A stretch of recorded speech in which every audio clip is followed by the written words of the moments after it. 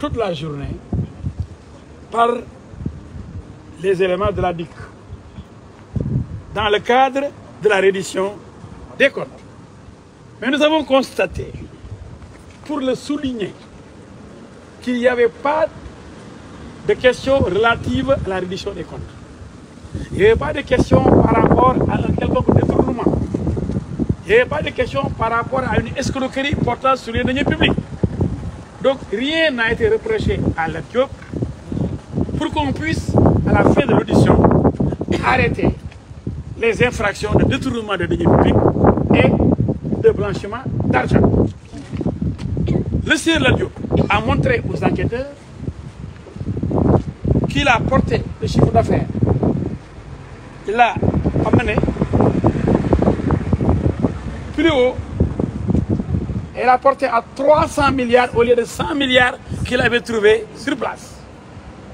Donc il a multiplié par 3 le chiffre d'affaires de la LONASE. Il a pu installer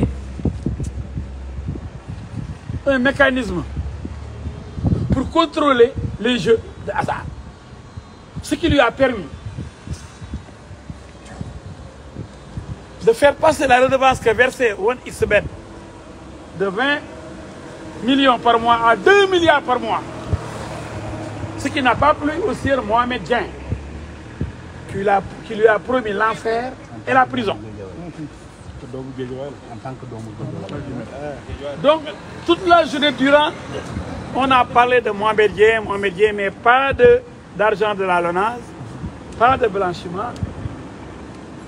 On nous a simplement dit que par rapport aux nombreuses accusations, délations, dénonciations calomnieuses, on nous a dit que Lat Diop avait un immeuble à Grenoble en France.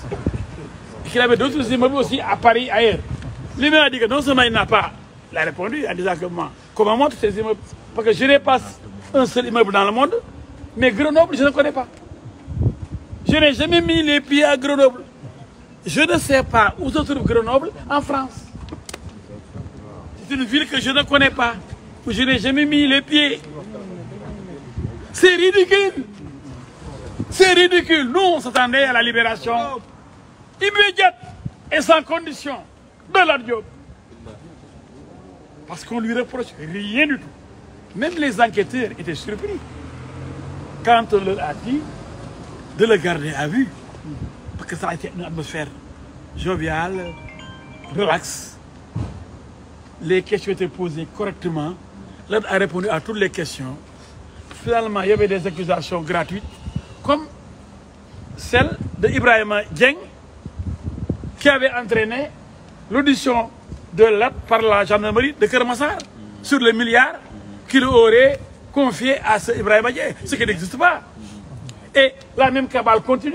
Et certainement, comme on le pense, il y a des relations entre Ibrahima Dieng et Mohamed Dieng pour avoir la peau de Lat Diop. D'accord, maître, vous avez évoqué le nom de Mohamed Dieng. Quel est son degré d'implication dans cette affaire? Il n'y a pas d'affaire pour qu'on parle d'implication.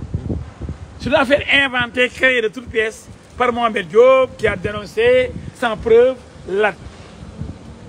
Parce qu'il versait 20 millions à la LONASE avant l'arrivée de Lat.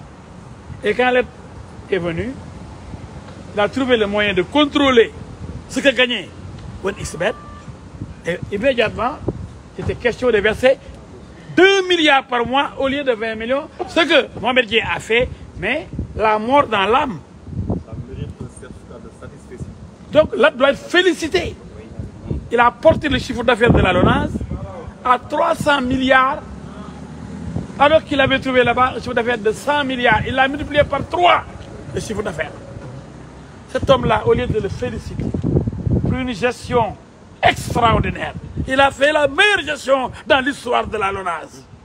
En augmentant le salaire des travailleurs, en augmentant, en multipliant par 3 le chiffre d'affaires de la boîte. Ce qui a permis à la LONASE d'être une entreprise performante. Au lieu de le féliciter, on lui colle des motifs ridicules. Où est le détournement? Combien d'argent a été détourné? Aucune indication. Qui est victime d'un détournement, on ne nous dit pas. On ne nous dit pas que c'est la LONASE. Parce qu'on ne peut pas faire passer le chiffre d'affaires de 100 milliards à 300 milliards. Aucun corps de contrôle n'a pu épingler la gestion de la Diop. Aucun corps de contrôle, ni l'IGE, ni la Cour des comptes, ni l'OFNAC, aucun corps de contrôle n'a émis la moindre réserve ou la moindre critique sur la gestion de la Diop. Vous avez certainement donc, un plan d'action. Il a détourné, il faut qu'on nous dise, il a détourné de l'argent pour Ngoné Saliou, pour quelqu'un d'autre. Et pour le moment, Il faut qu'on nous dise quelle somme, et puis quelle somme. S'il a détourné, il a détourné l'argent de qui? Et combien? Ça, on ne l'a pas dit. Et malgré tout, il va croupir là-bas à la police, il va passer la nuit. Il est gardé à vue. Et blanchiment de capitaux, d'argent, on lui colle la construction d'immeubles en France, et notamment à Grenoble. Il ne connaît même pas Grenoble. Il a dit à l'enquêteur de chercher, de fouiller. Lui, la Diop n'a aucun immeuble dans le monde. D'accord, votre plan d'action. Mais malgré tout, on lui demande de rester, d'être déféré. Mais quand même, la liberté n'a pas de prix. Respectons la liberté de l'homme, les droits de l'homme. Ce n'est pas normal, c'est pas digne. On veut humilier une personne qui a du mérite, qui a beaucoup fait pour sa nation, son pays, sa ville Guédiawaye, ses collaborateurs de la LONASE. Cet homme est un exemple. Il ne peut pas être un fossoyeur, il ne peut pas être un détourneur, il ne peut pas être un criminel ou un délinquant financier. Non. Halte à l'injustice. Halte à la force aveugle. Halte à la vengeance. Vive la justice, la dignité, le respect des droits de l'homme. Mais vous avez certainement un plan d'action. Vous avez un plan d'action? Non, le plan d'action, on va le mûrir, on va le préparer. Et la bataille va immédiatement démarrer. Et nous ferons face. Parce que nous avons suffisamment d'arguments pour démonter pièce par pièce ce qu'on pourrait appeler des infractions inexistantes. Notamment un détournement de l'économie publique qu'on ne peut pas identifier, qui ne porte sur aucune somme d'argent, qui porte préjudice à personne, qui n'existe pas donc, et un blanchiment qui n'existe pas, un immeuble qui n'existe pas à Grenoble.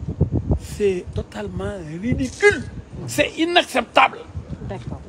Merci beaucoup. Merci. Merci.